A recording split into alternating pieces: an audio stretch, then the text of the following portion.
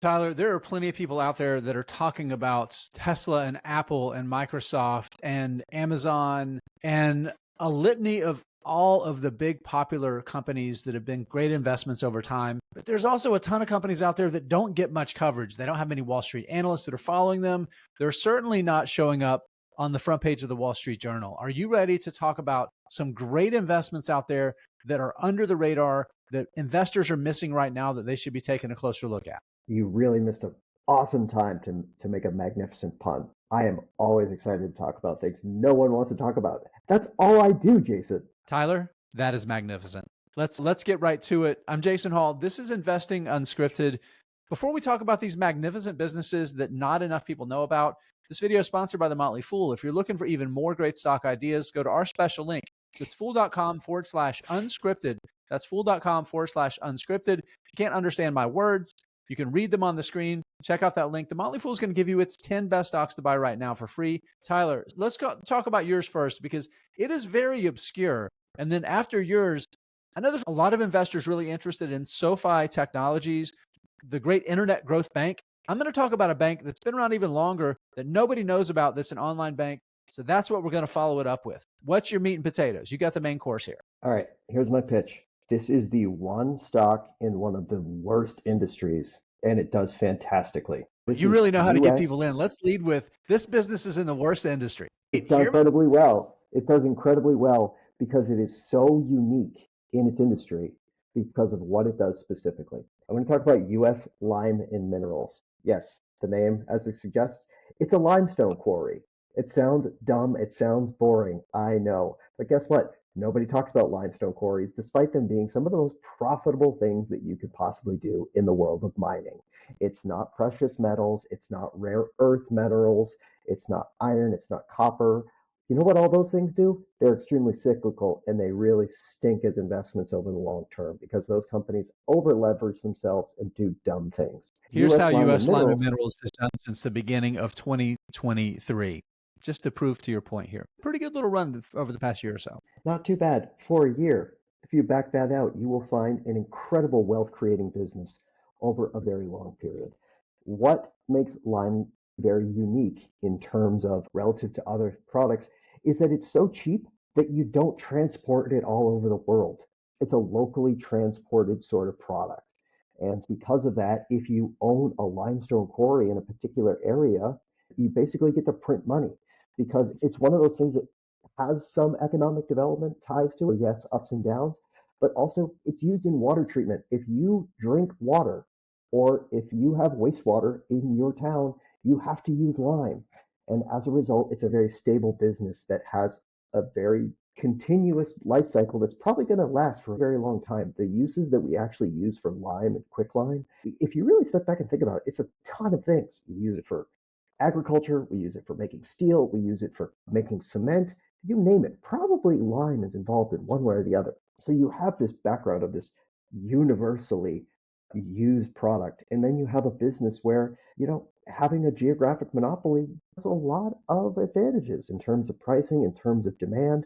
If I'm in, let's say, New York City and I need lime, I'm not going to order from a limestone quarry all the way down to Tennessee because the shipping costs are going to be so high that it doesn't make any sense. And so with these built-in geographic advantages, this is a business that commands a lot of price, can get considerable profit margins, and as the stock price has shown, they're extremely good at converting this geographic monopoly into an incredibly lucrative business. The majority of it is actually owned by one person. He's a cement magnate in Canada. His name is Georges Dumais. I think they own 70% of the company. So when you have that in mind, you have somebody who owns the vast majority of the company. They're going to be very long-term kind of minded and very much care about the long-term viability of the business versus, I don't know, a CEO gets paid a ton of stock options, then cashes them out 6 months later. So when you have that sort of dynamic in play, this is the sort of business that it's going to be around for 100 years. And if the business is run well enough, it's not going to get in trouble financially, and it will probably be here for a very long time and produce the results that we've seen so far. And no one on Wall Street covers it. It has zero analyst coverage. This is the kind of business that individual investors should be looking for because This is where mispriced assets thrive and where you can find some of the best deals on Wall Street. How's that for you? This nobody knows about this stock pitch, buddy. Well done, Tyler. And I will say there's an interesting kind of dynamic at play when you think about these lesser known businesses that don't get as much coverage that also so happen to have a lot of times it's the founder or the founding family that has this majority stake. And typically it's a family member that's still operating the business. You have massive economic alignment with shareholders that own the minority of the business, but you have to have a significant amount of trust in that individual that they're going to continue to execute well. And the results make it pretty clear that's been the case for USLM, Tyler. Let's go fintech. Let's talk banking. This is my 1 week spot. So I'm going to shut up and listen because this will be a lesson for me. I'm going to start this off talking about SOFI again, because I want to set the table to a certain extent. SOFI gets a tremendous amount of interest from investors, and it tends to be pretty polarizing too. It has incredibly high short interest because a lot of investors don't believe that they're going to make that transition fully from being a fintech to now a bank and continue to grow and get to the point of generating consistent profitability. They reported fourth quarter results, profitable fourth quarter. They have guidance for a profitable full year. And I think it's by 2026, they're expecting to earn somewhere between 55 cents and 80 cents a share. That puts SOFI stock at 12 to 13 times 2026 earnings, and anticipation that it's still going to be growing earnings 20 to 25% per year from there. So a lot of interest in that from people on both sides of the position.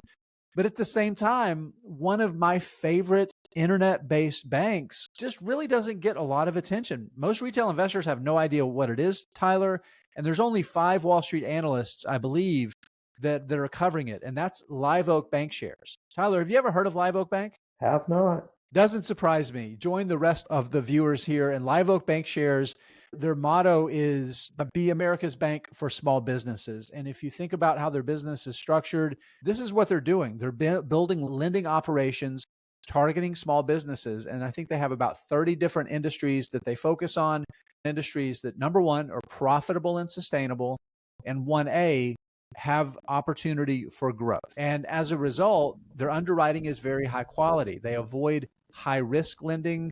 They don't like to lend to businesses that aren't generating positive earnings and positive cash flows. And as they identify these markets, they bring in experts that understand the puts and takes of those industries. And then they start building a lending business around understanding that industry, what to avoid, how to avoid risk in it, and how to lend well. And then they scale it up over time. It has paid off incredibly well. At the same time, a lot of their funding model, because banks, they like 10% of their capital is from investors.